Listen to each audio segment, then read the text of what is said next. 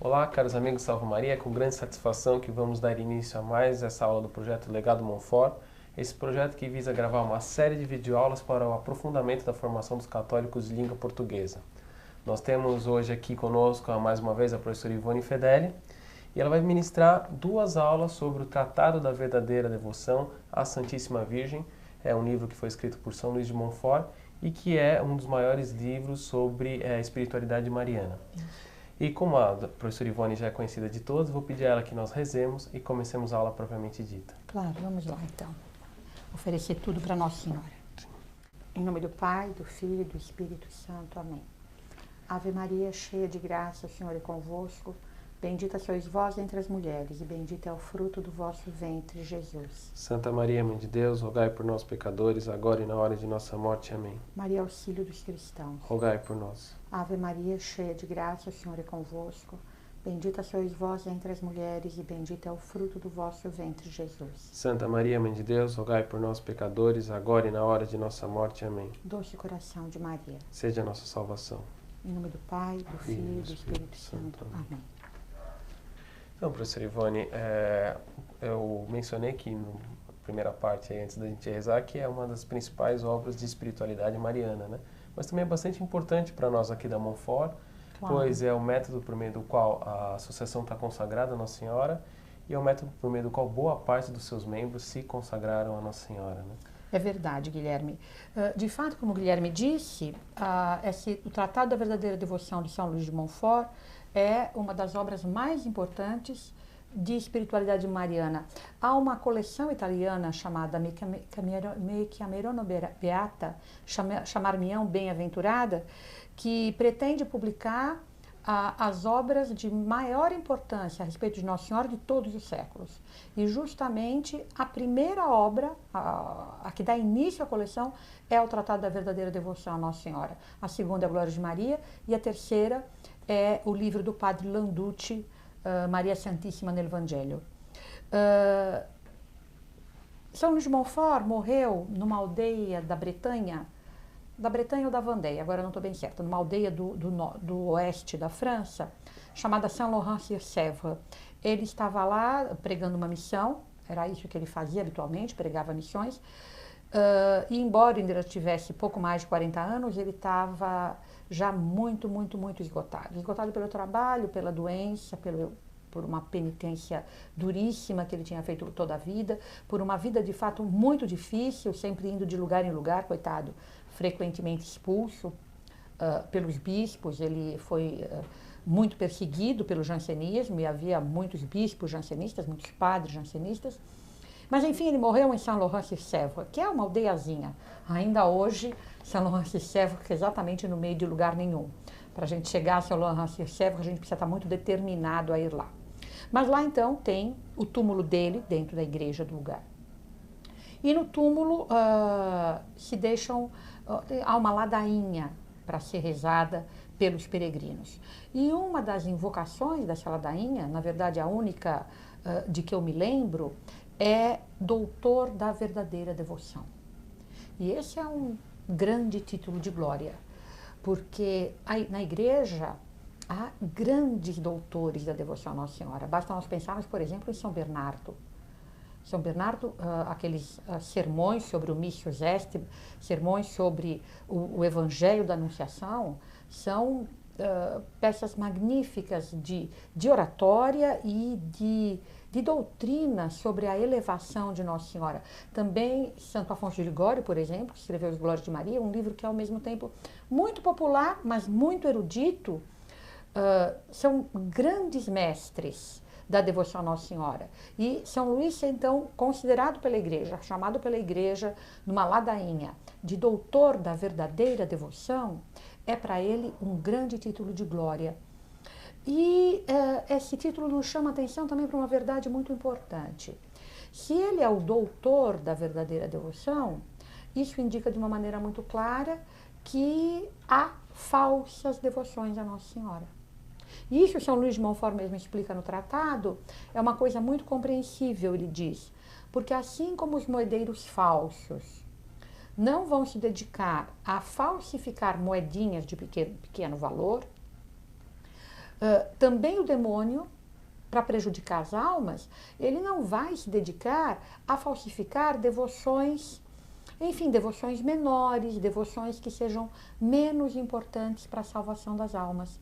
Ele vai se dedicar justamente a falsificar, a criar falsas devoções à Nossa Senhora, porque a devoção a ela não é uma devoção como outras, enfim, em que os católicos podem ter uma certa escolha. Eu, por exemplo, sou muito devota de São José,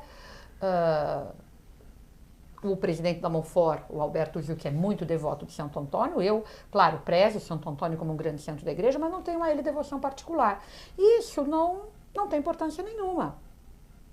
Ou, não sei se o Guilherme tem uma devoção especial por São José, não sei. Mas se ele tem ou não tem, embora São José seja um santo imenso, pelo qual, de verdade, todos deveriam ter devoção.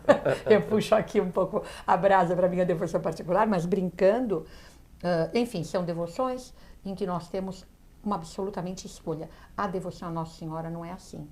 A devoção à Nossa Senhora, ela é, numa certa medida, necessária para a salvação.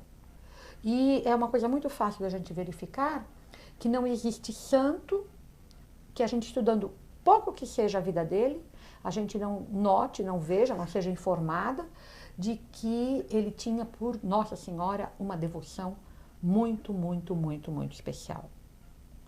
E isso é muito fácil de entender do ponto de vista, enfim, doutrinário, porque se a perfeição do cristão é a imitação de Nosso Senhor Jesus Cristo, Nosso Senhor Jesus Cristo, digamos,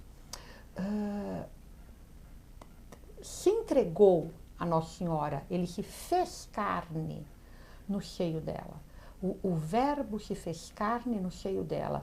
O Verbo quis ter por ela a maior dependência que uma criatura pode ter de outra, que é a dependência de filiação, e particularmente a dependência de filiação do filho pela mãe. Porque o pai é tão pai quanto a mãe, mas é a mãe que nutre a criança, é a mãe que leva a criança ao nascimento. E mesmo depois de nascido, é a mãe que amamenta e é a mãe que vai cuidar da criança quando ela é mais frágil, quando ela é mais impotente. Então, não existe uma outra relação de dependência tão estreita como é a relação de um filho para com sua mãe. E foi essa relação de dependência que o Verbo de Deus quis ter com Nossa Senhora. Claro que Deus, na sua onipotência, podia ter feito com que Nosso Senhor viesse à Terra da maneira como Ele quisesse. Ele podia, por exemplo, ter feito com que o Verbo aparecesse encarnado nesta Terra, adulto, como Adão. Adão foi criado do nada, adulto. Deus podia ter feito assim, se quisesse. E, no entanto, a Santíssima Trindade considerou que não haveria nada que mais manifestasse o poder do Pai. Nada que mais manifestasse a sabedoria do Verbo, a sabedoria do Filho. Nada que mais manifestasse o amor do Espírito Santo do que a encarnação do modo como ela aconteceu. O Verbo se fazer carne no seio da Virgem Maria. O Criador tomar para com a criatura essa relação de extrema dependência. Então, essa devoção à Nossa Senhora é um modo muito próprio de nós imitarmos Nosso Senhor Jesus Cristo. Por maior que seja a nossa dependência dela, nós nunca poderemos ser tão dependentes dela como foi Nosso Senhor Jesus Cristo, que é todo o nosso bem e que é o nosso divino modelo. Então, é tão evidente que essa devoção é uma coisa excelente e uma coisa necessária, que é claro que o inimigo de Deus, é claro que o demônio, vai ter todo o interesse em falsificar essa devoção. E claro, quando há algo de muito precioso, em que há o verdadeiro, mas também há o falso, é de grande interesse nosso que nós possamos distinguir o verdadeiro do falso. Então, o tema da verdadeira devoção à Nossa Senhora, dessa devoção que é tão importante para a nossa salvação, que é tão importante para a nossa santificação, o tema do que é essa verdadeira devoção é um tema muito importante para todo católico. São Luís de Montfort é um santo que viveu parte da sua vida no século XVII, parte da sua vida no século XVI. Ele nasceu em 31 de janeiro de 1673 e morreu em 28 de abril de 1716. Ele nasceu numa aldeia chamada Montfort-sur-Meu, fica numa linha reta a oeste de Rennes. Rennes é a capital da Bretanha, quer dizer, o extremo oeste da França. E ele era filho de gente relativamente abastada, enfim, o pai tinha um cargo... uma espécie de advogado. Uma espécie de advogado, não era? Sim. Eu ia dizer uma espécie de juiz, mas não é isso, Não, ele era uma espécie de advogado. Com algumas terras. Isso. E o menino foi estudar em Rennes, estudou na escola dos jesuítas, e depois ele vai receber a sua formação de padre, desde 1692 até 1700 em Saint-Sulpice. É em 1700 que ele é ordenado padre, inclusive na igreja de Saint-Sulpice tem o altar em que ele celebrou a primeira missa, está marcado lá o altar em que ele celebrou a sua primeira missa. Que é um altar para Nossa Senhora. É um altar para Nossa Senhora.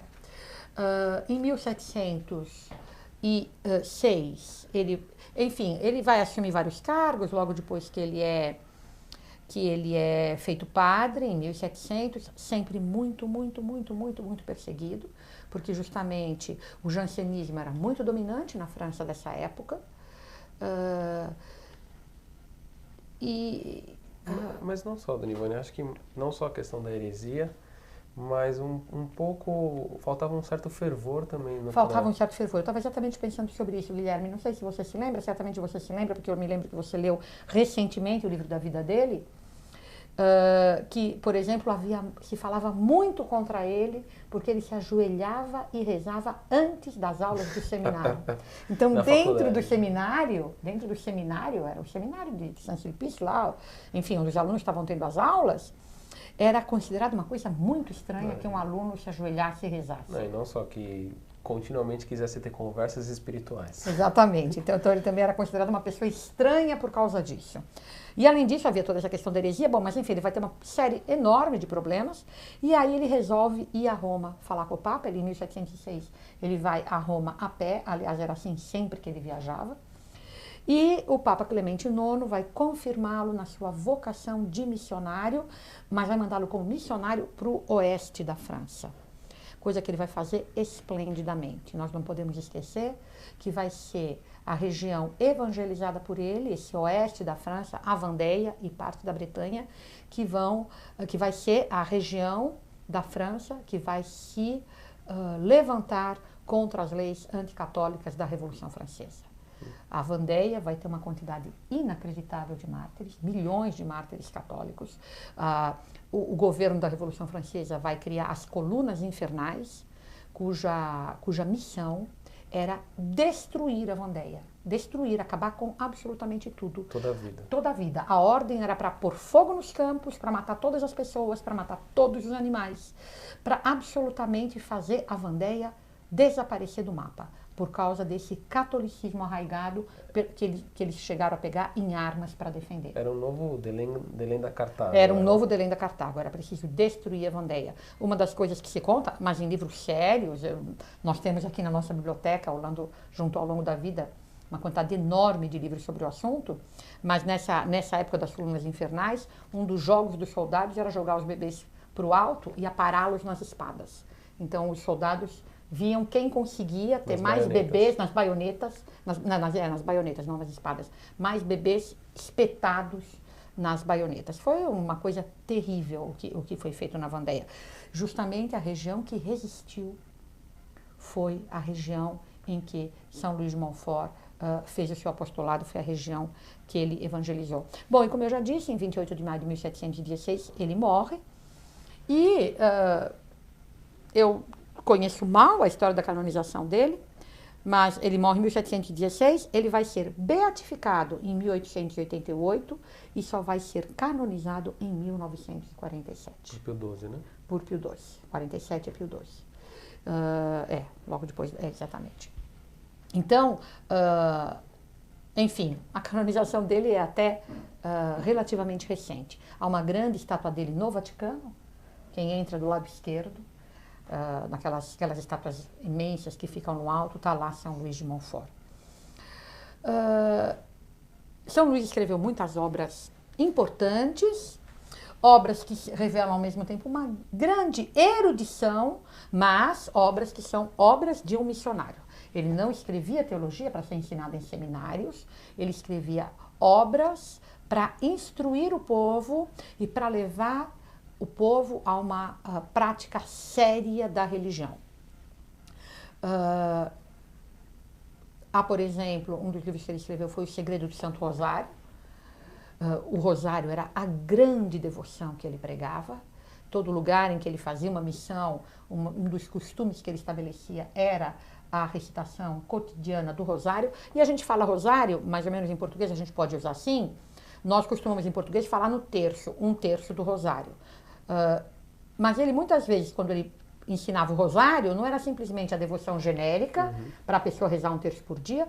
Em muitas aldeias, ele instituía o rosário, os 3 terços do rosário. Os camponeses se reuniam às 6 da manhã, ao meio-dia e às 6 da tarde para efetivamente rezar o rosário, para rezar os 3 terços do rosário. E ele mesmo comenta que era inacreditável o efeito de conversão, de mudança do povo, de afervoramento que ele verificava nos lugares em que essa prática era adotada. Um outro livro muito importante dele é a Carta Circular aos Amigos da Cruz. Os Amigos da Cruz foi uma associação fundada por ele e ele escreve para eles um trabalho doutrinário falando do valor da devoção à Santa Cruz.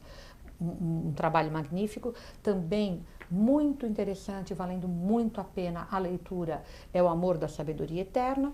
E, por fim, ele tem 2 obras sobre, propriamente, a doutrina mariana dele, que são O Segredo de Maria e o Tratado da Verdadeira Devoção à Santíssima Virgem Maria, que é propriamente o objeto da nossa aula de hoje.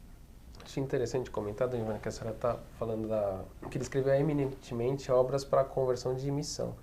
Mas é importante frisar que não só ele às vezes conversava, era visto com Nossa Senhora, mas que ele leu todas as obras, toda a literatura sobre Nossa Senhora que tinha sido produzida. Então, as obras, embora ele as escreva para o povo, são obras de uma enorme erudição. Ele tinha lido absolutamente tudo. Naquele período que ele ficou encarregado da biblioteca do seminário, ele leu todas as obras. Ele leu todos os doutores, ele tinha lido tudo, tanto coisas contemporâneas a ele, quanto os doutores desde o começo da igreja, ele conhecia absolutamente tudo. Ele era, de fato, tinha uma formação teológica muito profunda e, sobretudo, nesse assunto de Mariologia, que era o grande interesse dele, e daí se poder, de fato, dizer com tranquilidade que ele é o doutor da verdadeira devoção, porque ele resume o que foi dito. Resume tudo o que foi dito até ele e, digamos assim, ele pega o cerne de tudo isso. É como se ele fizesse uma espécie de purificação, de tomar o que era o cerne de todo esse ensinamento dos doutores da igreja a respeito de Nossa Senhora, e ele vai fazer disso uma espécie de resumo que é ao mesmo tempo simples e de uma profundidade inexcedível. Aliás, é interessante comentar que o título tratado não é à toa, é de fato um tratado, é de fato com princípios e consequências. Isso, exatamente, é de fato um tratado. É uma obra pequena, mas é verdadeiramente um tratado. Tecnicamente falando. Tecnicamente falando. Bem, O Segredo de Maria é um livro que a gente não sabe bem a quem ele está dirigido. É um livro muito curto, que vai dar o resumo da mesma doutrina que é ensinada no tratado. O nome, O Segredo de Maria, ele foi dado pelo primeiro editor, porque quando o caderninho foi achado, faltava a capinha do caderninho. Então, nem a conclusão propriamente dita, nem há o começo. Então, não se sabe a quem propriamente está endereçado. Mas uma coisa que ficou no livro, e que é uma coisa muito muito interessante da gente ver, e eu até trouxe a citação, embora seja uma citação um pouquinho longa, e na qual eu vou talvez me engasgar um pouquinho, porque eu não tinha o texto em português, eu tenho o texto em francês e vou traduzir assim. Ele é importante, me parece, porque ele nos mostra a importância que São Luís de Montfort atribuía a essa doutrina, como ele considerava que a doutrina que ele ensina no Tratado da Verdadeira Devoção é uma doutrina importante. Ele diz, então, alma predestinada, eis um segredo que o Altíssimo me ensinou. Então, veja, ele diz que o Altíssimo ensinou para ele. É curioso, né? Porque, como o Guilherme lembrou, várias testemunhas contam que viram São Luís de Montfort passeando pelo jardim, andando para um lado para o outro, conversando com Nossa Senhora. O que faz nós pensarmos naquilo que é dito de Manresa, que foi em Manresa que Nossa Senhora ditou os exercícios espirituais para Santo Inácio de Loyola. E, se não me engano, é o Ribadeneira que conta, que um dia um padre jesuíta, mais curioso do que discreto, perguntou para Santo Inácio se era verdade que os exercícios eram ditados por Nossa Senhora, e que Santo Inácio teria ficado muito vermelho, baixado a cabeça e não respondido nada. Ou seja, respondeu então, tudo. Respondeu tudo, exatamente. Mas então, São Luís não teme dizer que ele vai ensinar, então, para a alma predestinada, porque para ele, quem está lendo o Segredo de Maria é uma alma predestinada, quer dizer, é alguém que Deus amou especialmente, e se permitiu na sua providência que a pessoa fosse tomar conhecimento dessa doutrina. Então, ele não teme dizer que foi o Altíssimo que revelou esse segredo para ele. E, embora, como o Guilherme disse, nessas obras, ele cite tudo o que foi escrito, esse cerne da verdadeira devoção, ele diz, e que eu não pude encontrar em nenhum livro antigo nem novo. E aí ele diz para a pessoa, eu vos confio pelo Espírito Santo com a seguinte condição. E aí ele vai dar as condições que ele acha que a pessoa tem que cumprir para poder aproveitar bem dessa leitura. A primeira, que você só o revele para as pessoas que o mereçam, por sua oração, suas esmolas, mortificações, perseguições e zelo pela salvação das almas. Quer dizer, ele acha que é uma doutrina que só vai poder ser aproveitada pelas almas já fervorosas. Segundo, que você que vós useis para tornar-se santa, e aqui a gente vê que ele estava escrevendo para uma mulher, e celeste. Porque ele diz, esse segredo só se torna grande na medida em que a pessoa o usa. Então ele não queria que a leitora dele fosse tomar conhecimento dessa doutrina de um modo puramente intelectual, sem ser para utilizá-la na sua vida espiritual. Ele até diz, tomai muito cuidado para não permanecer de braços cruzados sem trabalhos, porque o meu segredo se transformaria em veneno e seria a vossa condenação. É uma coisa que dá um certo medo, não é? A terceira condição que ele dá é com condição que vós agradeçais a Deus todos os dias de vossa vida, a graça que Ele vos faz e vos ensinar um segredo que vós não mereciais saber. E aí ele diz que na medida em que a pessoa for usando esse segredo nas ações ordinárias da vida, nas ações comuns da vida, ela vai conhecer o preço e a excelência desse segredo, que no começo ela vai conhecer só imperfeitamente, por causa da multidão e da gravidade dos pecados e do secreto apego a si mesmo. Mas que, enfim, que a pessoa vai acabar por perceber.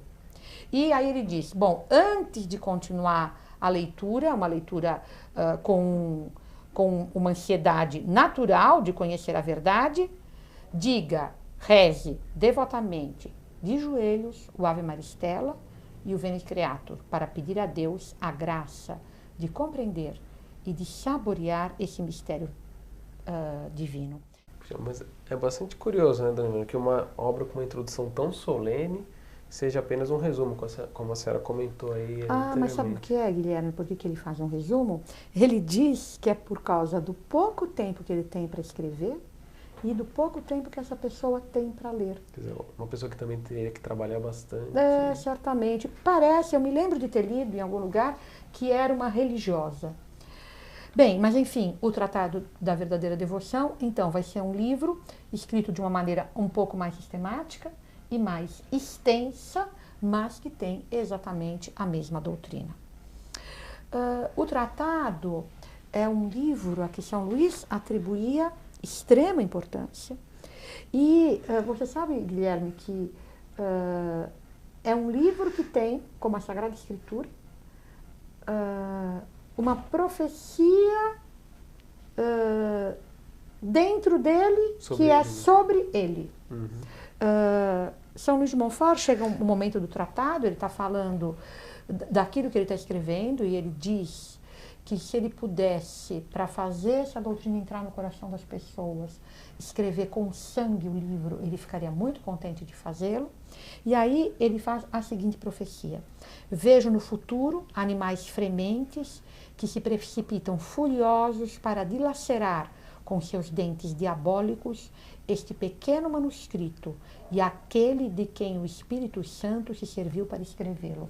Você vê que, de novo, ele não tem medo de dizer que é uma coisa inspirada pelo Espírito Santo. Sim, que a humildade dele deveria exatamente, mas é que a humildade é verdade. Sim, de Santa Teresa, e ele sabia que era assim e ele não temia dizê-lo. Então, para esses dentes querem, então, destruir esse manuscrito, destruir até o autor do manuscrito, ou ao menos fazer com que o manuscrito fique envolto nas trevas e no silêncio de uma arca, a fim de que ele não apareça. E ele diz ainda: atacarão até e perseguirão aqueles e aquelas que o lerem e o puserem em prática. E aí ele conclui: mas não importa, tanto melhor. Esta visão me encoraja e me dá esperança de um grande sucesso. Isso é, um esquadrão de bravos e destemidos soldados de Jesus e de Maria, de ambos os sexos, para combater o mundo, o demônio e a natureza corrompida, nos tempos perigosos que virão, como ainda não houve. Qui legit intelligat, qui potest capere capiat. Então ele prevê que vão vir tempos perigosos como ainda não houve. Nós somos muito tentados a achar que são os nossos, né?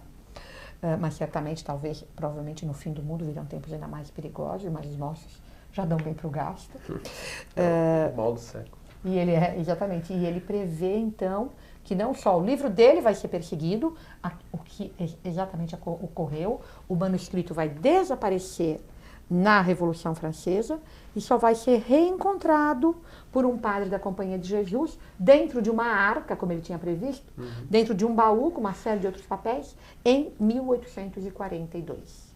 E vai ser a partir daí, então, que ele vai se divulgar. Logo depois do meio do século, o padre Faber já fez uma tradução para o inglês e ele foi divulgado na Inglaterra.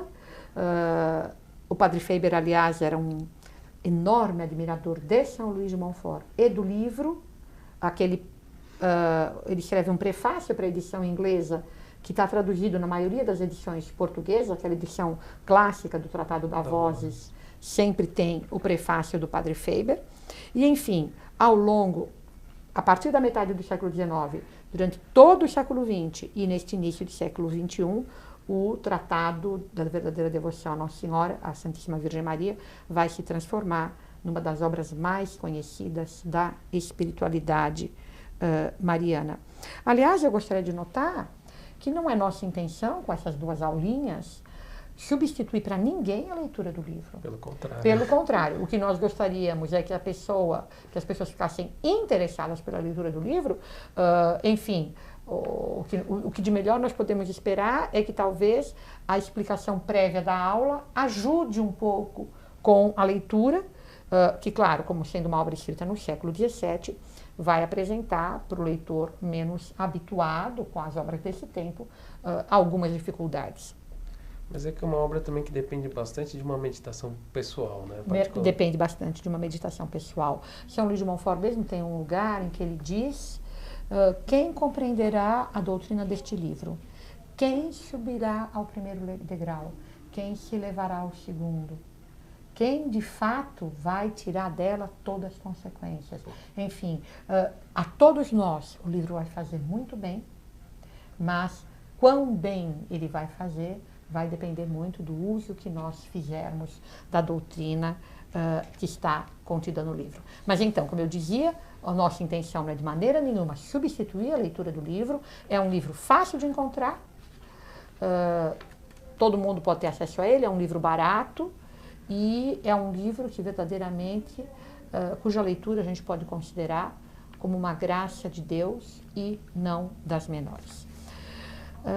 Mas vamos então passar propriamente para a doutrina do livro. Claro, para que a gente possa resumir a doutrina do livro em apenas 2 aulas, nós vamos adotar o seguinte procedimento. Hoje nós vamos tratar do cerne da doutrina, daquilo que São Luís de Montfort mesmo chama dos princípios dessa doutrina, ou seja, princípio no sentido filosófico, aquilo de que vai decorrer todo o resto, e ele mesmo também tira desses 2 princípios que ele apresenta logo no início do livro, algumas consequências. É disso que nós vamos tratar hoje. Na próxima aula, nós vamos tratar de um lado, digamos assim, mais prático, porque São Luís, então, vai pôr esses princípios, pôr essa base para a verdadeira devoção que ele vai ensinar, e depois ele se dedica, enfim, a ensinar como ter, como fazer, como executar essa verdadeira devoção.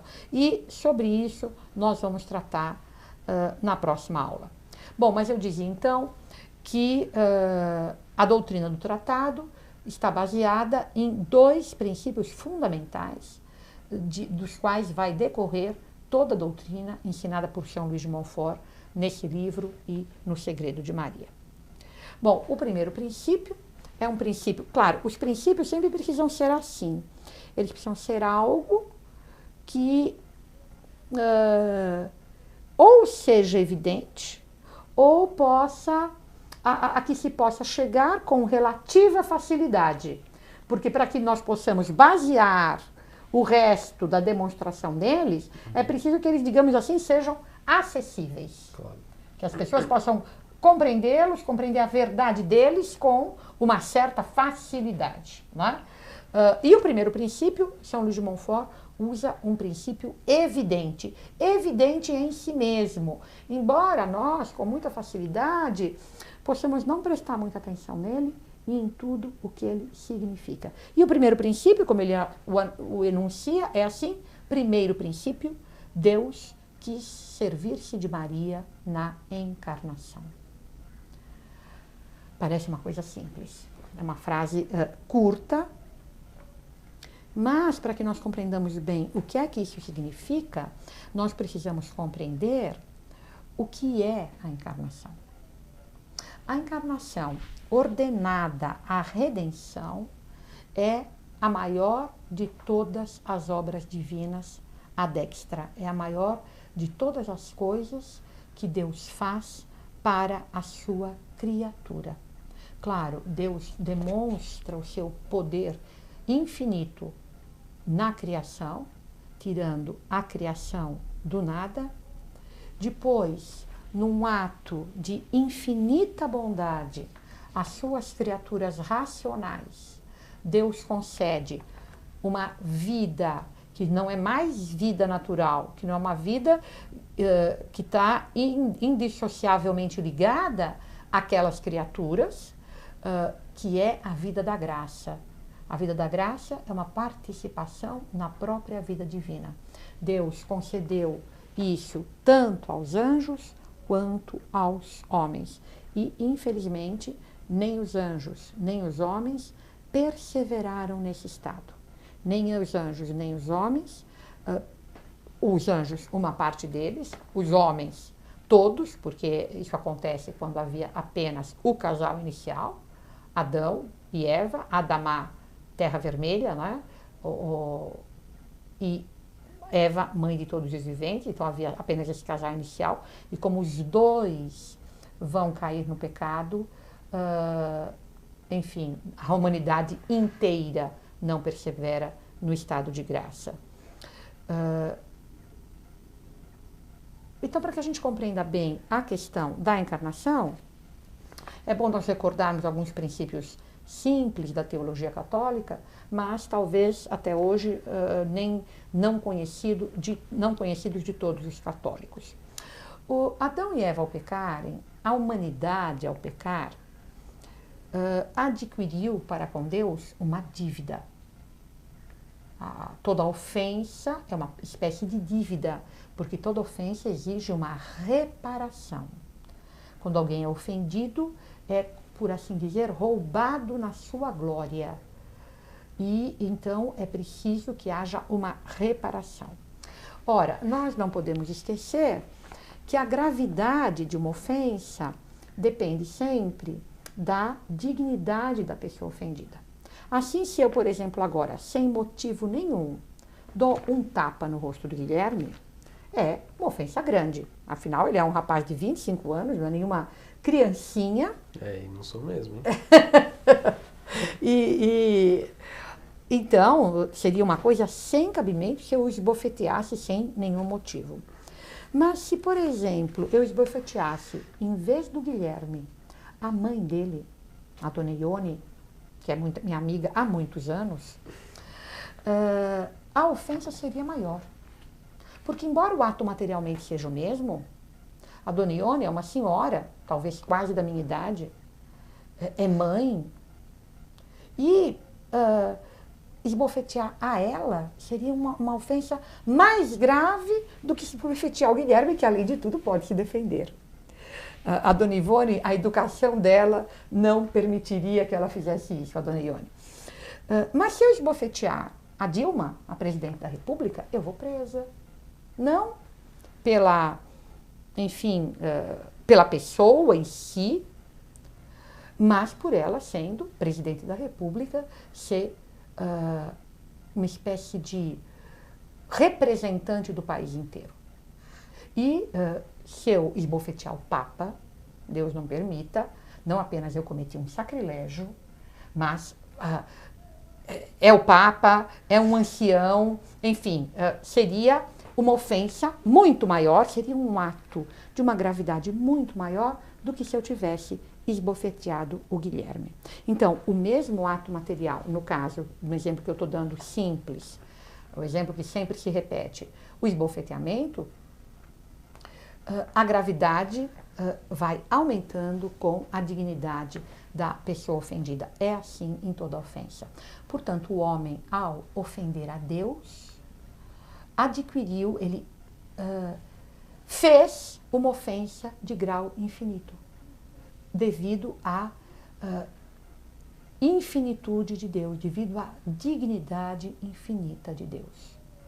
Mas assim como quando eu pego um empréstimo no banco, o tamanho do empréstimo depende de quê? De quanto o banco tem, enfim, de quanto o banco me quer dar. E quando eu vou pagar, do que é que depende?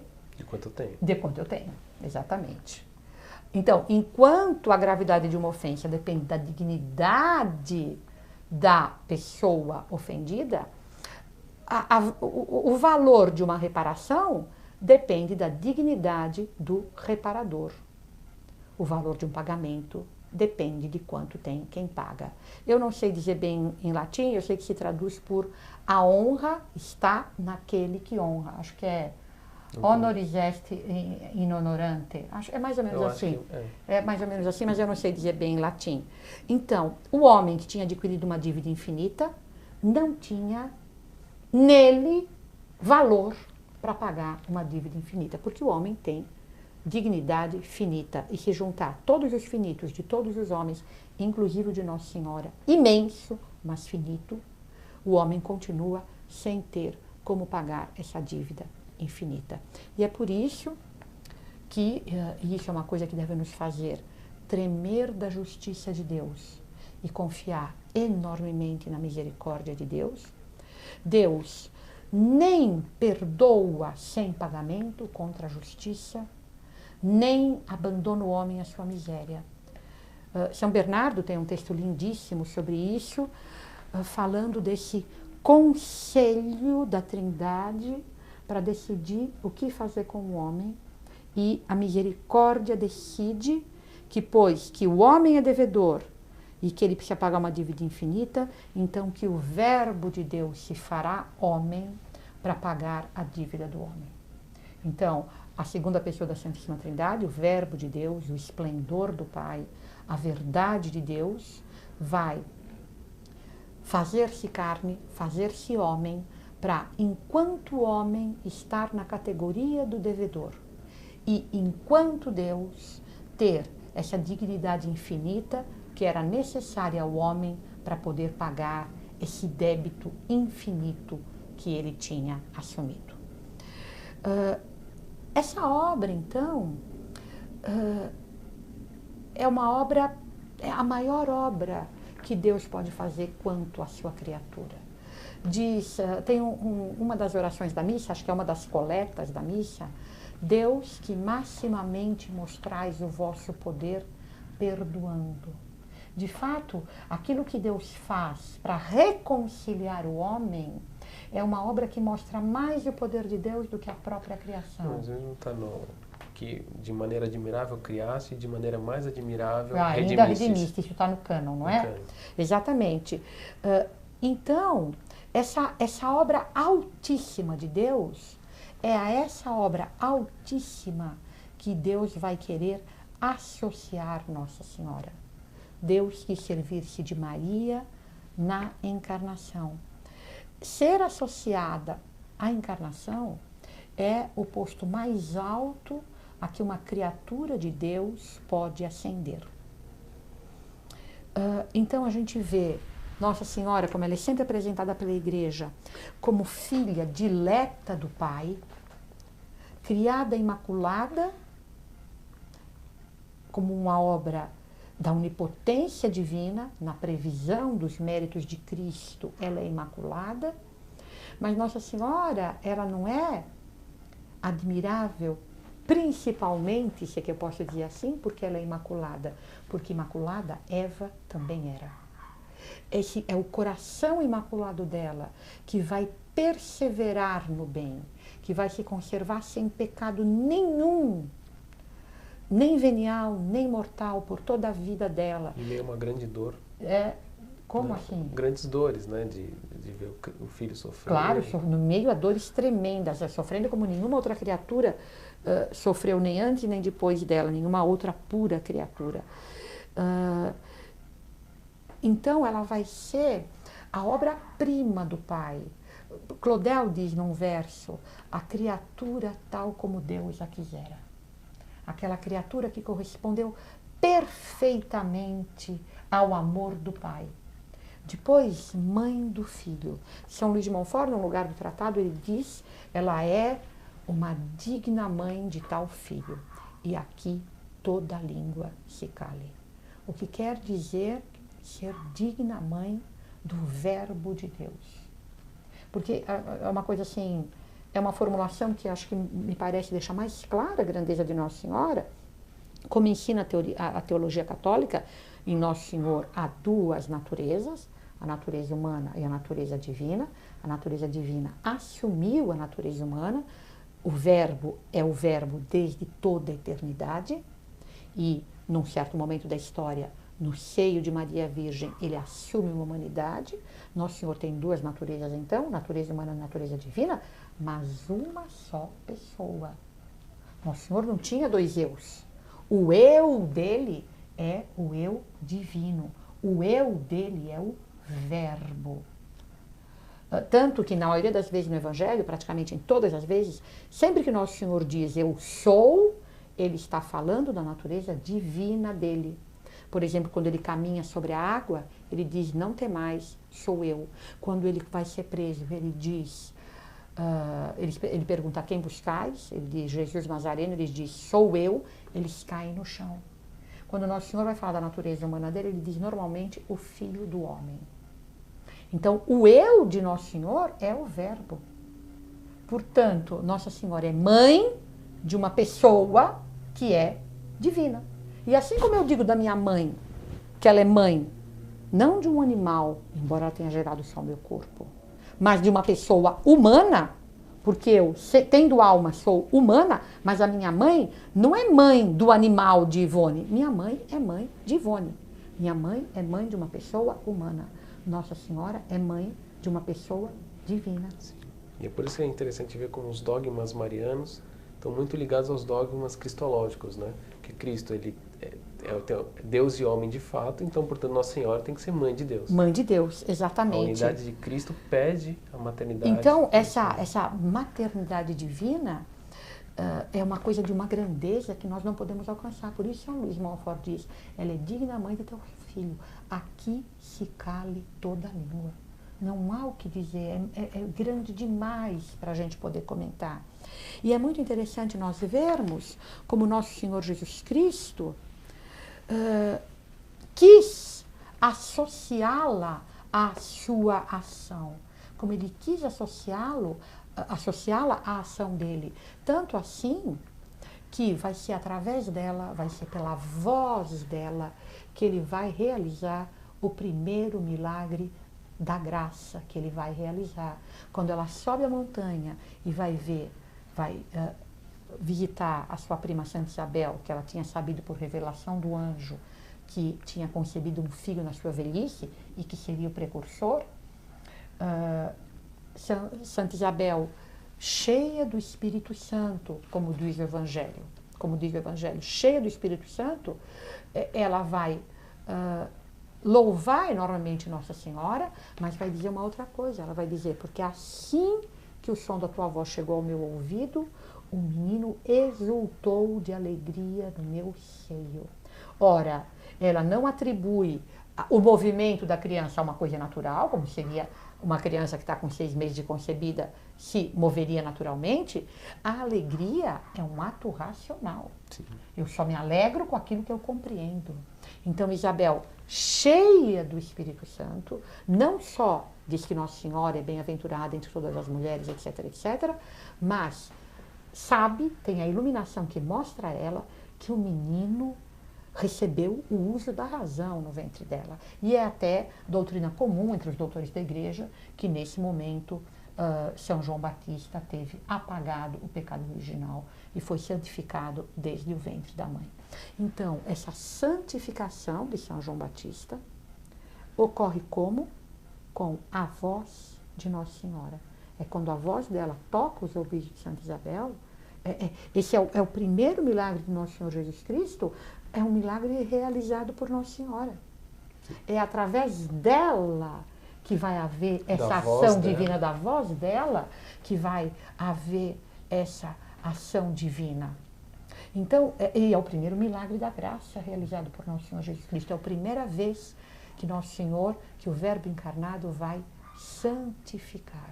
Depois ele vai fazer isso com a voz dele, ele vai dizer, tem confiança, filho, teus pecados te são perdoados. Ele vai fazer isso com a voz dele, ele vai fazer isso com o toque dele. Mas neste momento ele faz como? Ele faz através de Nossa Senhora. A primeira vez que ele faz através de Nossa Senhora. Esse é o primeiro milagre da graça. E quando Nosso Senhor vai fazer o seu primeiro milagre na natureza,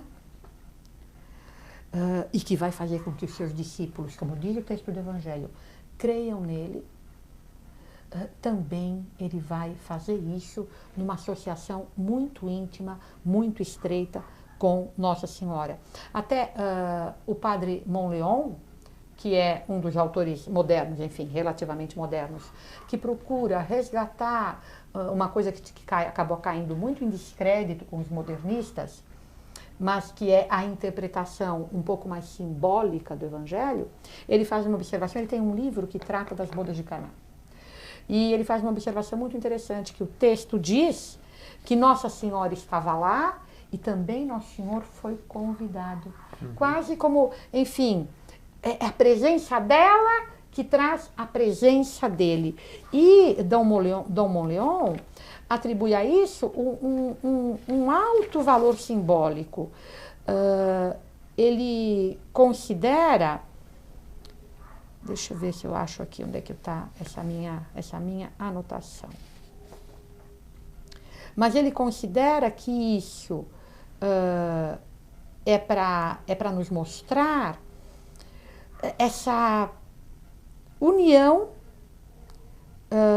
enorme que existe entre Nosso Senhor e Nossa Senhora. Assim como quando se fala dos magos, que se diz que os magos encontraram um menino com uma mãe, aqui em que Nosso Senhor vai começar o ministério dele, vai fazer o primeiro milagre dele, também a mãe estava lá e ele também foi convidado. Mas então, como todos sabem, veio a faltar vinho, Nossa Senhora indica isso a Nosso Senhor, dizendo, eles não têm mais vinho. A resposta dele é uma resposta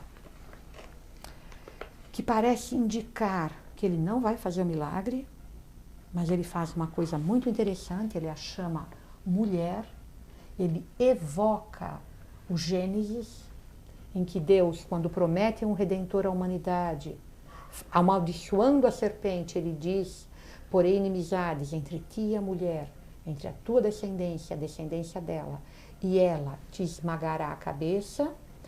Nosso Senhor utiliza essa palavra mulher para marcar bem, como ele vai fazer no Calvário, que Nossa Senhora é a mulher de que se fala no Gênesis, mas ele diz, mulher, que temos eu e tu com isso? Porque aquilo que um tinha a ver com as coisas, o outro também tinha. Ainda ele diz assim, não sabes que não chegou ainda a minha hora? Que também nos mostra essa estreita união entre eles. Quer Como dizer, ela sabia quais eram os planos. Mas Nossa Senhora dá uma resposta, digamos assim, muito feminina. Ela não responde nada diretamente para ele, mas ela se vira para os servos e diz, fazei tudo que ele vos disser. E Nosso Senhor, como filho obediente, que obedece não a uma ordem da mãe, mas a um desejo dela, ele vai mandar encher as talhas de água e vai transformar a água em vinho. E é bastante curioso, Dona Ivânia, esse primeiro milagre de Cristo, porque é uma transubstanciação, né? É muito interessante, Guilherme, porque você veja, o primeiro milagre que Nosso Senhor Jesus Cristo faz é uma transubstanciação, como eu disse, Deus é o criador do ser, a transubstanciação mostra muito o poder divino, e o último milagre que Nosso Senhor Jesus Cristo vai fazer vai ser a transubstanciação. E é até curioso a gente notar que no primeiro milagre ele transforma água em vinho, e no segundo ele vai transformar vinho no seu sangue, enfim, no seu sangue, no seu corpo, sangue, alma e divindade, porque Cristo inteiro está presente nos dois sacramentos. Mas parece quase uma gradação, água em vinho, vinho em sangue. E é bem notável essa propriedade da divindade quanto à transubstanciação, porque em todo o Antigo e todo o Novo Testamento não há propriamente transubstanciações. É verdade que a água do Egito se transforma em sangue, mas é uma coisa passageira, não é um ser que de fato muda de substância para assumir uma nova substância duravelmente. É muito comum na história da igreja a gente ver aqueles santos que multiplicam as coisas, não só na história da igreja, enfim, da igreja depois de fundada por Nosso Senhor Jesus Cristo, mesmo, por exemplo, Eliseu, o milagre que ele faz para a viúva de Sarepta é mandar que ela traga o último trigo e o último azeite que ela tem, e a partir do momento que ela faz aquele bolo e dá para o profeta, continuamente dentro do recipiente vai haver trigo e vai haver azeite. Alguns santos também, por exemplo, São João Bosco, teve uma ocasião em que ele tinha poucas castanhas para muitos meninos e ele manda distribuir, ele vai tirando mancheias de castanha do saco, distribui para centenas de meninos e sobram algumas que até agora ainda a gente pode ver em Turim, então lá no quarto em que ele viveu. Também Santa Joana de Chantal, numa época de grande carestia, as criadas não queriam mais distribuir trigo, porque estava acabando o trigo do castelo, e ela mandava distribuir, e distribuía, nunca acabava. Isso é uma coisa bem frequente, Nosso Senhor mesmo faz algumas multiplicações, mas transubstanciação eu não conheço, nunca ouvi dizer de nenhum santo que fizesse. Isso parece realmente uma coisa própria da ação divina. E essa ação, então, de Nosso Senhor transformando essa água em vinho, esse primeiro milagre na ordem da natureza que ele realiza, esse milagre de que o evangelista vão dizer, e aí então os seus discípulos creram nele, ele o faz por uma intervenção muito direta, a gente quase poderia dizer por uma insistência de Nossa Senhora. Então a gente vê quanto Deus Filho trata a Nossa Senhora realmente como mãe, como ele quis depender dela. E também o Espírito Santo vai cobri-la com sua sombra, quer dizer, o Espírito Santo de São Luís de Montfort, que é infecundo em si mesmo, porque o Pai gera o Filho, o Pai e o Filho geram o Espírito Santo. E o Espírito Santo não gera outra pessoa divina. É por isso que a Igreja diz que Maria é esposa do Espírito Santo, porque ele vai gerar nela o Deus feito homem. Até há um paralelo muito interessante, se a gente quiser refletir um pouco sobre isso. No Gênesis, a Sagrada Escritura diz que o Espírito de Deus pairava sobre as águas. E a palavra que se usa, eu não sei absolutamente nada de hebraico, mas eu li sobre isso, é uma observação comum dos exegetas. A palavra que está lá é como que chocava as águas, fecundava as águas. Então, a gente vê essa ação do Espírito Santo no começo do mundo, sobre a água, fazendo nascer essa vida natural. Depois, o texto do Evangelho de São Lucas, que narra a encarnação, quer dizer, esse ponto máximo da doação de Deus à sua criatura, essa união durável, essa união que não vai mais se desfazer de Deus com a carne do homem, com o homem. O verbo vai, a partir do momento da encarnação, para toda a eternidade, está associado a uma natureza humana, fazendo com ela uma só pessoa. Também, o que o anjo diz? O Espírito Santo descerá sobre ti. De novo, digamos assim, o Espírito Santo paira e vai formar então esse sumo da natureza, que é a natureza humana. Enfim, o homem já é o resumo da natureza, tendo vida vegetativa, vida animal e vida intelectual. O homem já é o resumo da natureza e Deus vai assumir essa natureza humana, resumo de toda a criação, levando a criação ao seu ápice. Então, o Espírito Santo age na criação da natureza simples, ele age na criação do corpo de Cristo e depois, de novo, logo depois da ascensão, em que diz o texto da Sagrada Escritura de que todos os discípulos de Cristo perseveravam unanimemente em oração com as mulheres e com Maria, mãe de Jesus. Também lá, Nossa Senhora estando presente, de novo o Espírito Santo vai pairar. E todos os exegetas, ou uma boa parte dos exegetas, considera que este, digamos, é o momento do nascimento da Igreja. Quando o Espírito Santo vem para formar o corpo físico de Cristo, e depois é também ele que vai, digamos assim, fecundar o seu corpo místico. É ele que vai dar lugar ao nascimento da Igreja. Então a gente vê, a não ser no Gênesis, essa ação do Espírito Santo muito ligada à Nossa Senhora. É descendo sobre ela que o Espírito Santo forma no ventre dela o corpo místico, o corpo físico de Cristo, é perseverando os discípulos com ela em oração, que o Espírito Santo vai formar o corpo místico de Cristo, a Igreja. Muito bem, eu acho que com isso nós explicamos suficientemente o primeiro princípio, de Deus que servir-se de Maria na encarnação.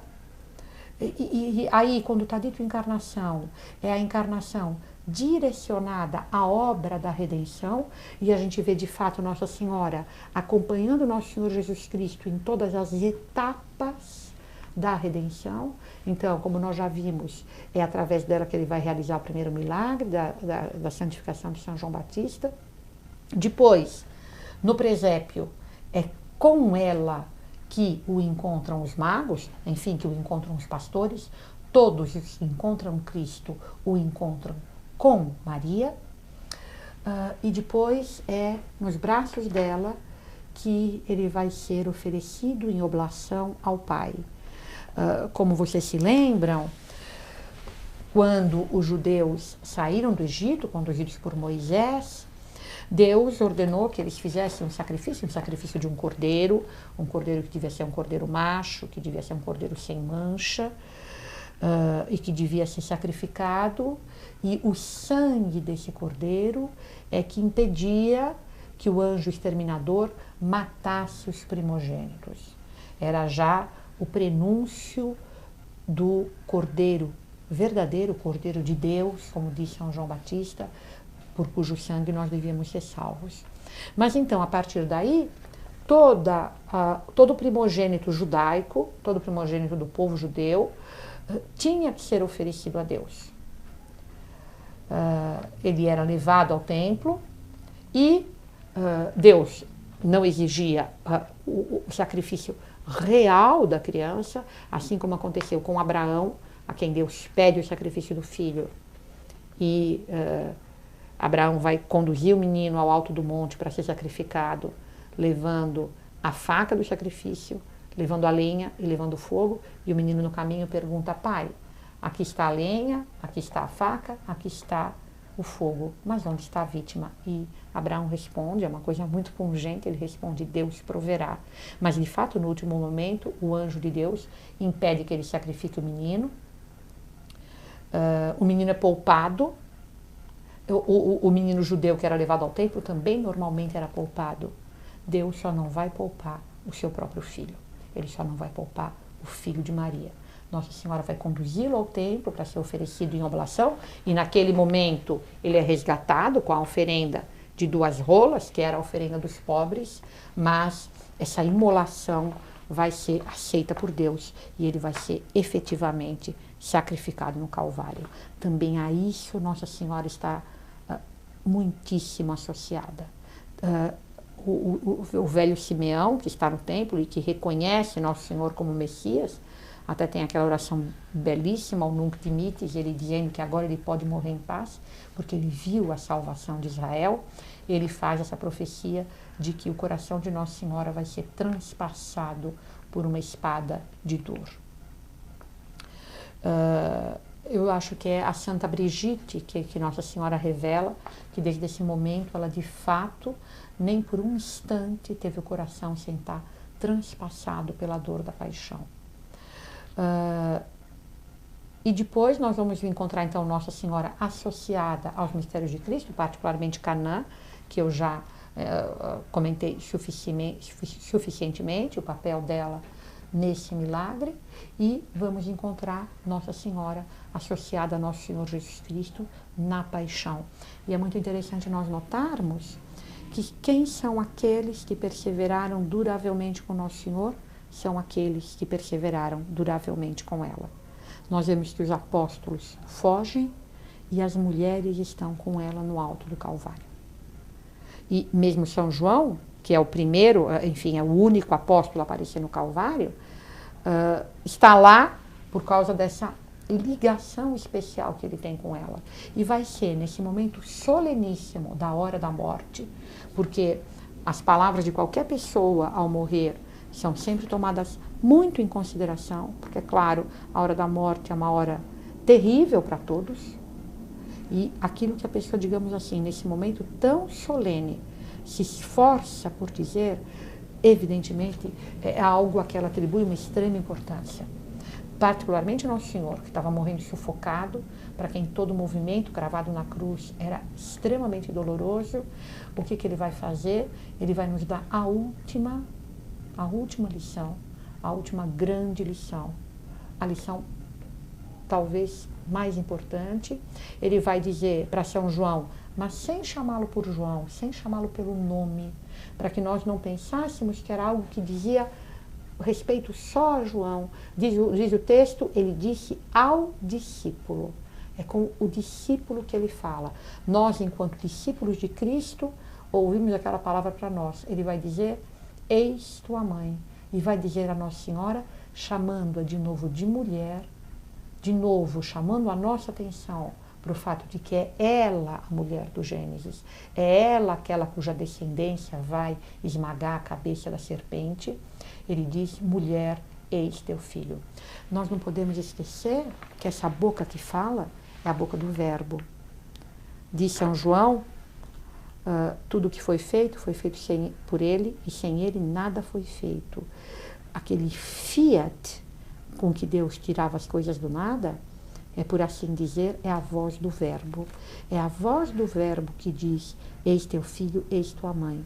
Aquela voz que tira as coisas do nada e que faz ser tudo aquilo que ela diz. Então, nesse momento, Nosso Senhor entrega de uma maneira mística, mas muito real, todos os seus discípulos para serem filhos de Maria.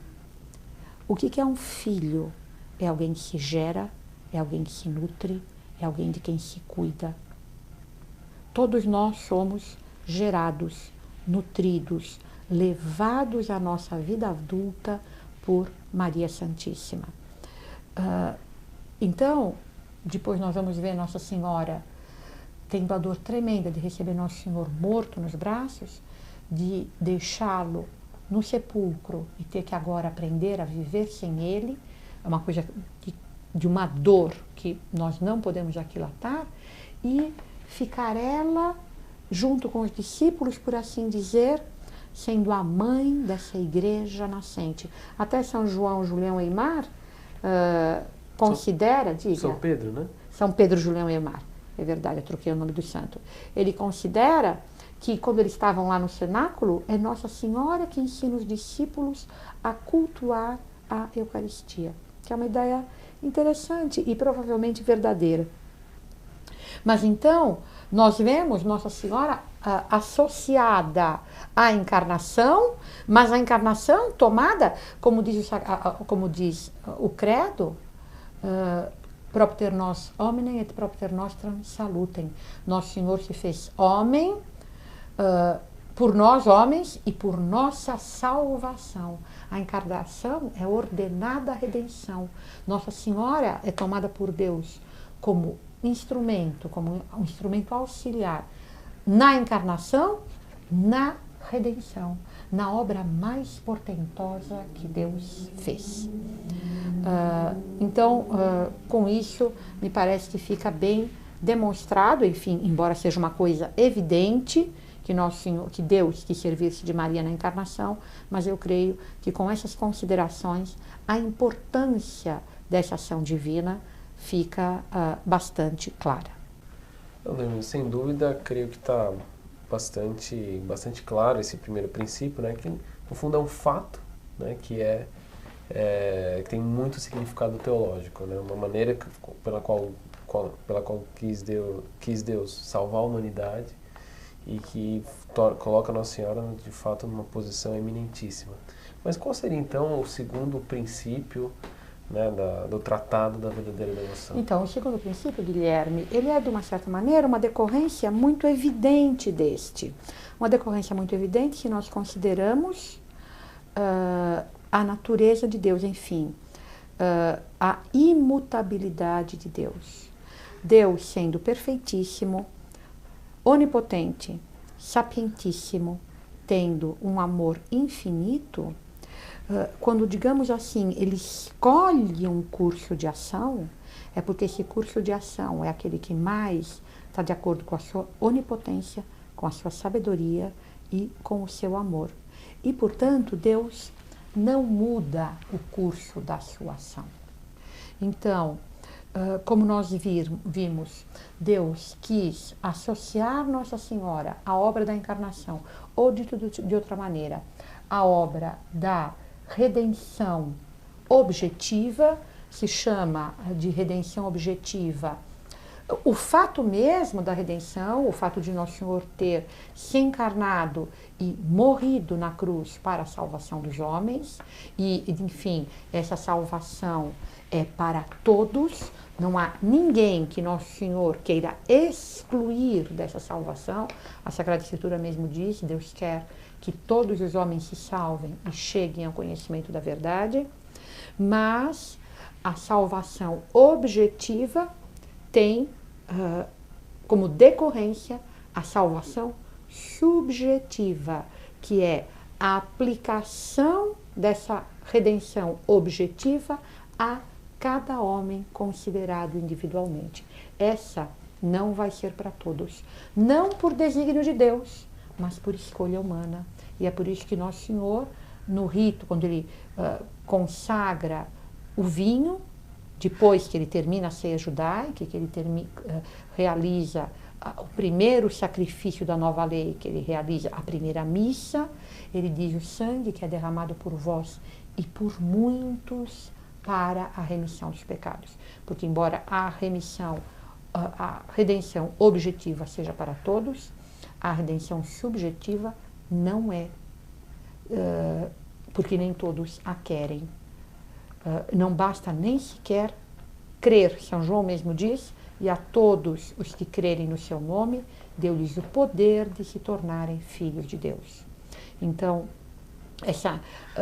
a Santíssima Trindade, tendo, como me parece, ficou bastante demonstrado, associado de uma maneira muito profunda a Santíssima Virgem Maria, a obra da redenção objetiva, é quase, por assim dizer, óbvio que vai também associar a Santíssima Virgem à obra da redenção subjetiva. Até porque, e o argumento é de São Luís de Montfort, seria uma coisa estranha, seria a palavra dele também, quase que uma monstruosidade, que uma mãe desse a luz à cabeça e não desse a luz aos membros do corpo desse ser.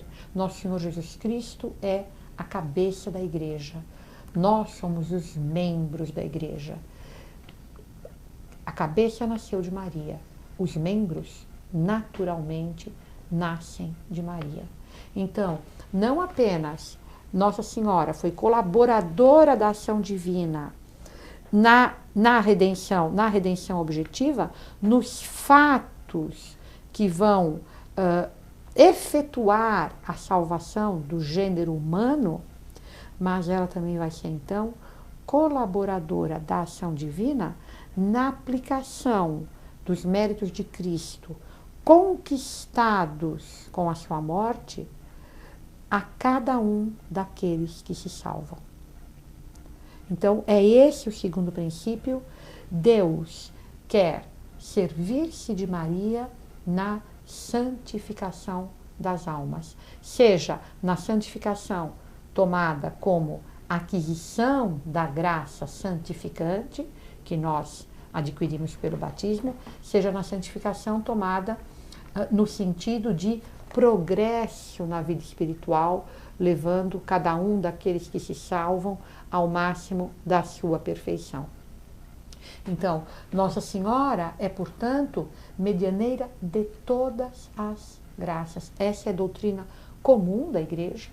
São Luís aqui só faz repetir nesse segundo princípio, que ele enuncia assim: Deus quer servir-se de Maria na santificação das almas.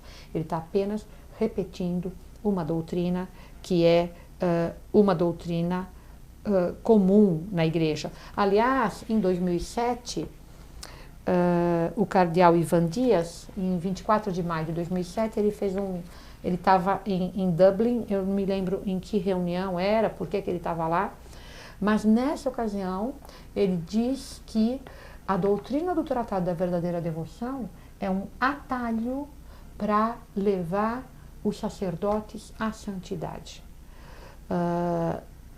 Que nós vamos ver já, também é algo que está muito implícito na doutrina de São Luís de Montfort, quando ele trata das consequências desses dois princípios. Então, parece-me que nós, tendo examinado com bastante detalhe essa associação de Nossa Senhora com a Santíssima Trindade na obra da redenção objetiva, é fácil nós concluirmos que essa colaboração, evidentemente, não cessa na obra da redenção subjetiva, da aplicação. Aliás, nós vemos isso acontecendo já, digamos assim, em Pentecostes. Claro. Nossa Senhora já está lá com eles. É quando eles perseveram com Maria em oração que eles vão receber o dom do Espírito Santo. Então, isso é para nos dar uma indicação, enfim, de que essa ação da Santíssima Trindade é contínua. São Luís de Montfort usa uma metáfora muito bonita, aproveitando a língua latina. Ele diz que Deus reuniu todas as suas águas e chamou-as mar, em latim, Maria. E depois ele reuniu todas as suas graças e chamou-as Maria. Quer dizer, Deus deu para Nossa Senhora a plenitude da graça. Aliás, é a primeira coisa que diz o anjo, que Nossa Senhora tem a plenitude da graça. Então, Deus Pai vai dar a ela toda essa graça que na sua onipotência Ele vai querer que seja distribuída pelo reino por todo o gênero humano. Graça que é Deus Filho que, por assim dizer, entrega a ela, porque foi Nosso Senhor Jesus Cristo que, por assim dizer, nos adquiriu essa graça com a sua morte. Nossa Senhora, aliás, o Padre Landucci, nesse livro que eu já citei, Maria Santíssima no Evangelho, lembra isso muito bem. Ela é a primeira dos redimidos, porque nós somos salvos pela atribuição, pela distribuição dos méritos de Cristo a posteriori em nós através do batismo. Nossa Senhora não. Na previsão dos méritos de Cristo, na previsão da paixão, ela foi isenta de toda a mancha de pecado. De uma certa maneira, agora eu não estou bem lembrada, é um teólogo que diz isso. Não é um teólogo, é na definição do dogma da Imaculada Conceição. Está dito isso, que ela foi eminentemente redimida. Todos nós somos redimidos pelo sangue de Cristo. Ela foi redimida de uma maneira mais excelente. Ela foi, digamos assim, ainda mais redimida do que nós. Porque é como se, digamos, por exemplo, um homem cai ao mar e alguém vai lá e o tira do mar em que ele ia se afogar. Esse homem foi salvo. Foi salvo do perigo do mar. Mas se alguém impede que ele caia no mar, ele foi mais ainda salvo do perigo do mar. Que é a Imaculada Conceição. E o que é a Imaculada Conceição? Nossa Senhora, por assim dizer, de todos os redimidos, ela é a mais redimida. E também, isso o Padre Landucci também observa, que é claro que isso dava ao Imaculado Coração dela o grau máximo de gratidão. Ela foi a que mais recebeu. Ela foi a que mais recebeu. E até você vê aquela coisa tremenda que é ver Nossa Senhora vendo o filho morrer daquela maneira. Você imagina como ela devia se derreter de gratidão, pensando que aquilo estava, digamos assim, comprando a Imaculada Conceição. E a salvação de todos os homens. E a salvação de todos os homens, e a glória de Deus, o restabelecimento da ordem, etc, etc.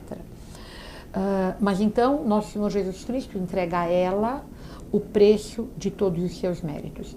E Deus Espírito Santo, continuando a ação começada na redenção objetiva, vai entregar ela para que ela os distribua todos os seus dons. Aqui, isso também tem conexão com um princípio muito simples da teologia católica, que é que a graça não destrói a natureza, mas a aperfeiçoa. Nossa Senhora já tinha todos os dons do ponto de vista natural. Basta que a gente, por exemplo, examine o diálogo da encarnação e que a gente, conhecendo os costumes judaicos, saiba que ela devia ter entre 12 e 15 anos. A gente vendo aquele diálogo em que não tem uma palavra de menos, não tem uma palavra de mais, tem uma sabedoria enorme. A gente vê já que, enfim, mesmo do ponto de vista natural, era uma pessoa excepcional. Tanto mais, e a graça vai fazer o quê? Vai aperfeiçoar essa natureza. Porque a graça não destrói a natureza, mas a aperfeiçoa. E a glória não destrói a graça, mas leva a graça à sua perfeição. Então, aquilo que Nossa Senhora foi por graça, e dizem os teólogos que ela é por graça, tudo aquilo que Nosso Senhor Jesus Cristo é por natureza e por conquista, porque ela foi associada à obra de Cristo, aquilo que ela foi por graça, ela é mais eminentemente ainda agora que ela está na glória. Então, Nossa Senhora, enfim, ela é o canal pelo qual Deus quis vir até nós, e como é evidente, o caminho mais curto de lá para cá é o caminho mais curto daqui para lá. Nossa Senhora é, então, o caminho pelo qual nós devemos ir a Nosso Senhor Jesus Cristo, porque é sempre isso que ela faz.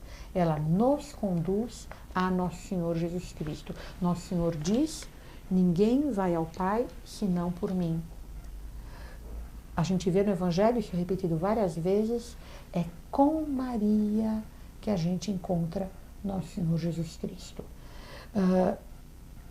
Então, desses dois princípios, que são muitíssimo conexos, só para fixar bem, eu repito de novo, Deus quis servir-se de Maria na encarnação e na redenção, esse é o primeiro princípio. Deus quer servir-se de Maria na santificação das almas. Esse é o segundo princípio. São Luís de Montfort vai tirar algumas consequências que ele enuncia, e depois dessas consequências, que são três, que são duas, mas aqui uma é subdividida, enfim, todo o resto do tratado vai ser um longo comentário, um longo detalhamento dessas consequências. Quais são, então, as consequências que, segundo São Luís de Montfort, decorrem desses dois princípios? Bom, a primeira delas, ele a enuncia de uma maneira muito simples, mas que precisa ser muito bem compreendida. Ele diz: Maria é, portanto, rainha dos corações. O que quer dizer aí a palavra coração? A palavra coração é uma palavra da qual se abusa muito hoje em dia, a partir do romantismo. Vai se usar a palavra coração para significar o sentimento. Não é assim que a palavra é usada nem na Sagrada Escritura, nem, digamos, classicamente nos escritos dos autores eclesiásticos. O coração, São Tomás de Aquino diz, designa, por assim dizer, o cerne do homem, como se fosse essa racionalidade composta de inteligência e vontade. O coração designa o âmago mesmo da personalidade humana. E o que quer dizer? Maria é rainha dos corações.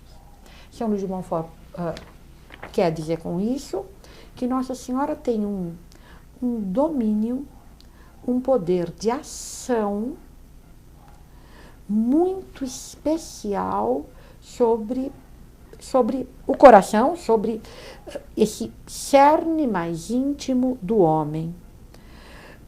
Ele diz que como Deus Pai confiou a ela todas as suas graças, Deus Filho confiou a ela todos os seus méritos, o Espírito Santo confiou a ela todos os seus dons, para que ela possa efetivamente distribuir tudo isso, que ela possa efetivamente atuar nas almas, é preciso que ela tenha sobre elas um domínio muito especial, porque esse domínio sobre as almas é uma coisa que, de próprio, de natureza, é apenas de Deus.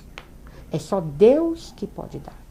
E Deus, então, entregou a Nossa Senhora esse poder especial sobre as almas. Quer dizer, ela tem uma possibilidade de ação sobre as almas que é apenas dela, que é com esse poder que ela vai alcançar as graças de que precisam os redimidos, que é com esse poder que ela vai aplicar a eles, dar para eles as graças decorrentes dos méritos de Cristo, que é com esse poder que ela vai enraizar neles os dons do Espírito Santo.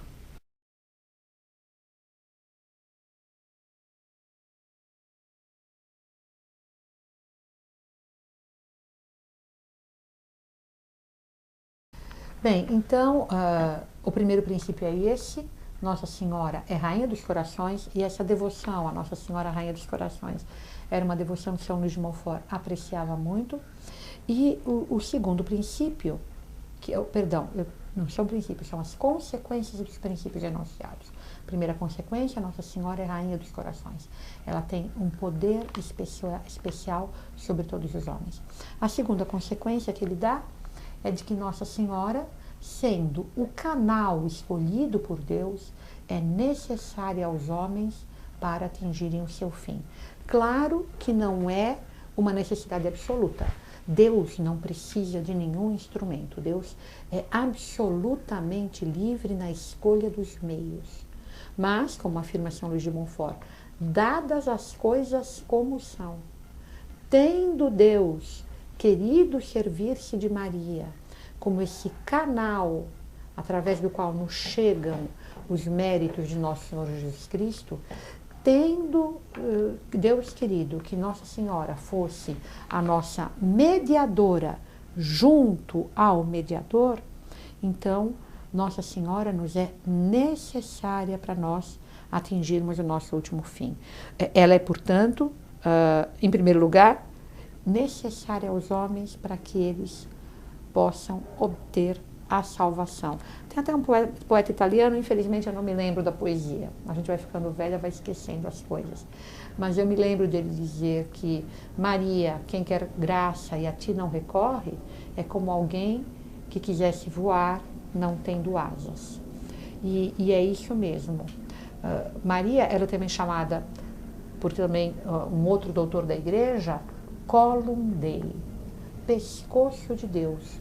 Porque assim como o meu cérebro é que comanda toda a vida do meu corpo, mas tudo aquilo que vem, todas as ordens, enfim, toda a comunicação entre o meu corpo e o meu cérebro se faz passando pelo pescoço, também toda a comunicação entre o corpo místico de Cristo e a cabeça do corpo místico de Cristo se faz através desse pescoço que é Nossa Senhora, desse Colum Dei.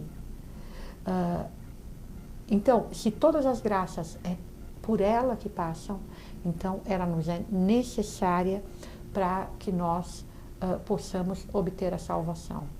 E São Luís de Montfort observa ainda, dentro dessa segunda consequência, que se Nossa Senhora é necessária a todos os homens para obterem a salvação, ela é particularmente necessária à perfeição daqueles que são chamados por Deus a uma perfeição particular.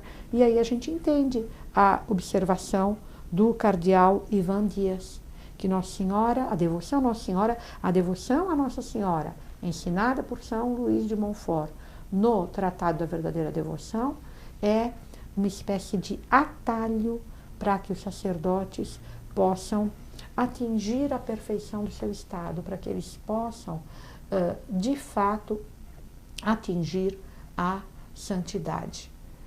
Então, se para todos Nossa Senhora é necessária, ela é ainda mais necessária para aqueles sacerdotes, religiosos, que são chamados a uma perfeição particular. E por fim, São Luís de Montfort faz uma observação que ela é particularmente, muito especialmente necessária, essa devoção, naquilo que ele chama de últimos tempos.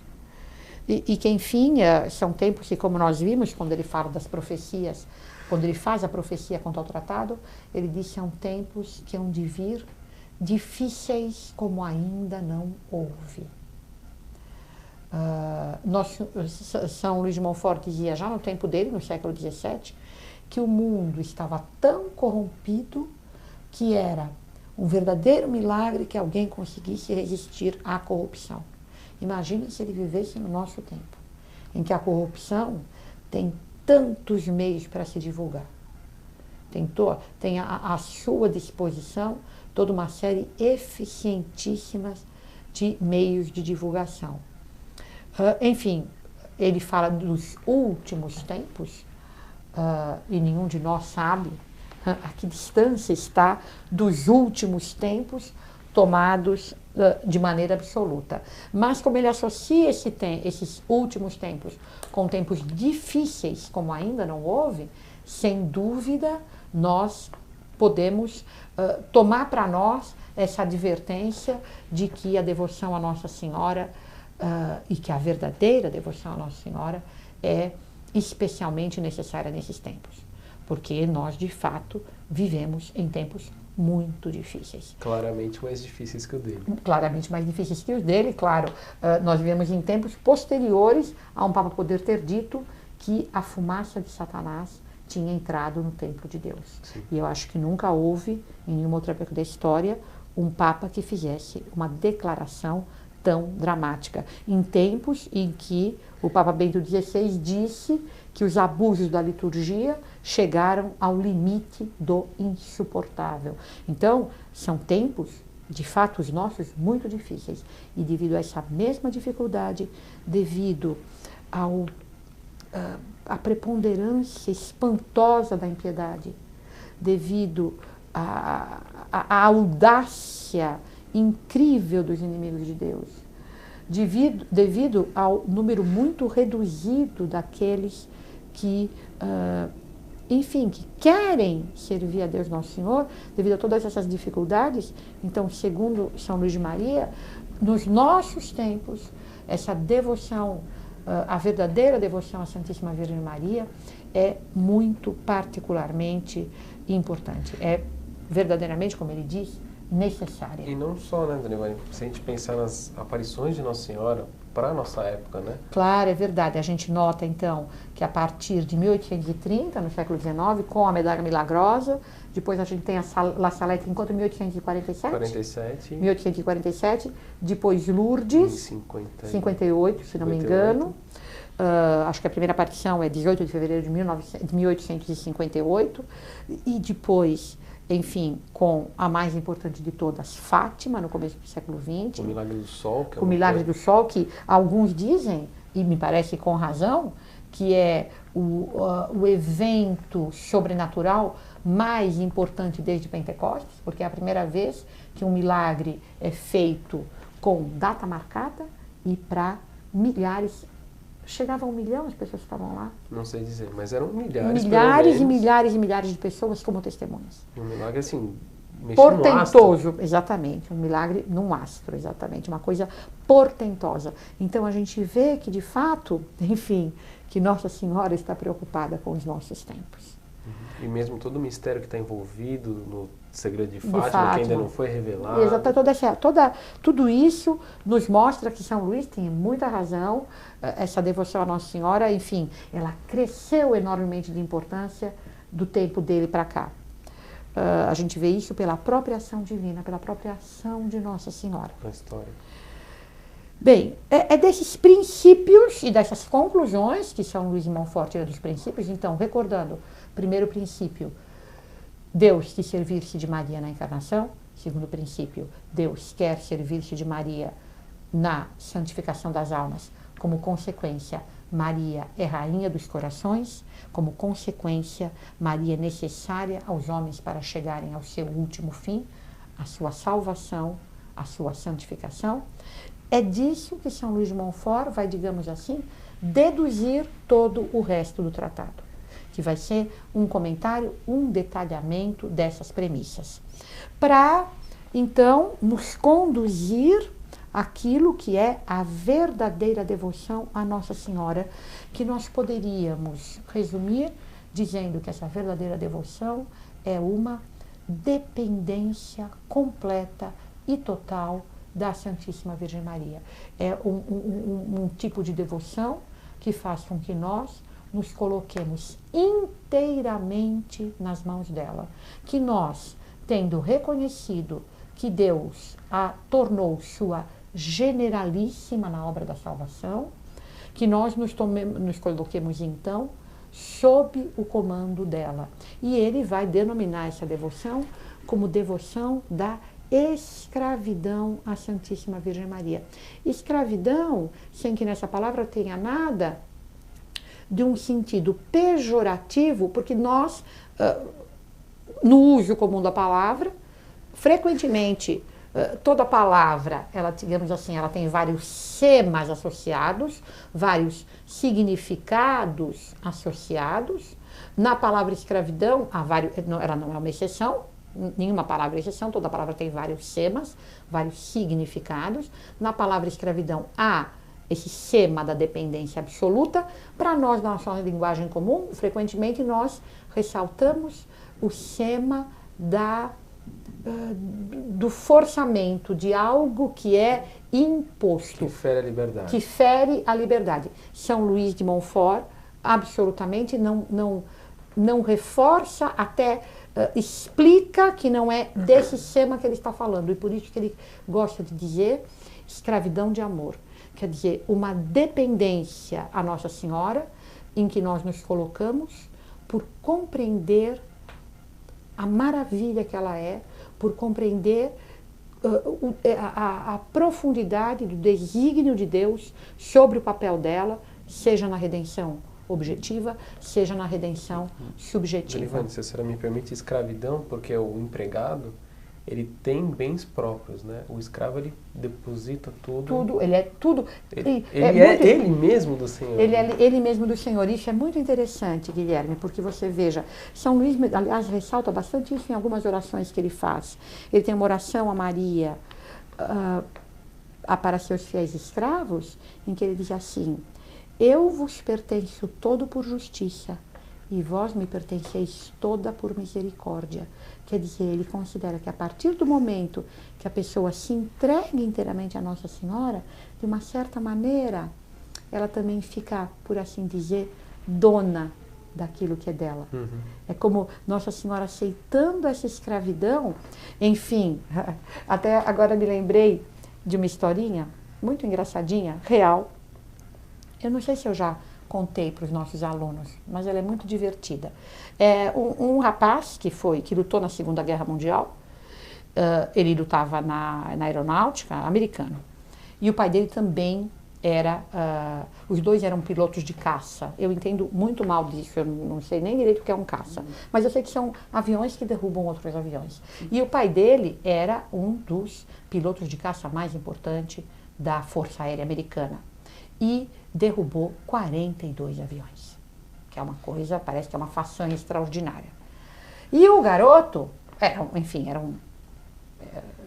um piloto, acho que bom também, e derrubou 2 caças. E ele costumava brincar dizendo: papai e eu junto derrubamos 44 aviões. Então, o pai tinha derrubado 42, ele tinha derrubado 2, mas ele tinha razão, o pai dele e ele juntos. Então, parece que São Luís de Montfort tem um pouco essa perspectiva Eu vos pertenço todo por justiça, vós me pertenceis toda por misericórdia. Nós entramos no serviço de Nossa Senhora, nós nos tornamos, por assim dizer, donos de tudo aquilo que está na casa. Então, é uma escravidão, mas é uma escravidão por amor. E uma boa parte do tratado, São Luís de Montfort, enfim, ensina o modo como fazer, como executar essa devoção. Qual é o modo pelo qual a pessoa deve chegar a essa convicção profundíssima da excelência de Nossa Senhora, da sabedoria que é submeter-se a ela inteiramente, entregar-se a ela inteiramente. Então, ele, por assim dizer, vai instruindo a pessoa como chegar a essa convicção, como fazer esse ato de escravidão e como ela deve praticar isso do ponto de vista mais interior na sua vida espiritual. É disso, então, Guilherme, que nós devemos tratar na nossa próxima aula. Sobre as práticas exteriores sobre as práticas interiores e exteriores da verdadeira devoção. E que vai ser bastante importante também para distinguir da falsa devoção. Claro. Isso, exatamente, para distinguir das falsas devoções. Claro, porque o erro é múltiplo, então as falsas devoções. Isso, o erro é múltiplo e a verdade é uma só. Como se diz na terra dos meus pais, a verdade só tem um caminho. E a verdade, e esse caminho da verdade, Nosso Senhor é o caminho, a verdade e a vida, e Nossa Senhora é aquela onde nós vamos encontrar esse caminho, essa verdade e essa vida. Muito obrigado, Dona Ivone. Nós nos despedimos aí dos nossos queridos alunos virtuais e que Nossa Senhora abençoe a todos e a toda Montfort. Até logo, salve Maria. Salve Maria.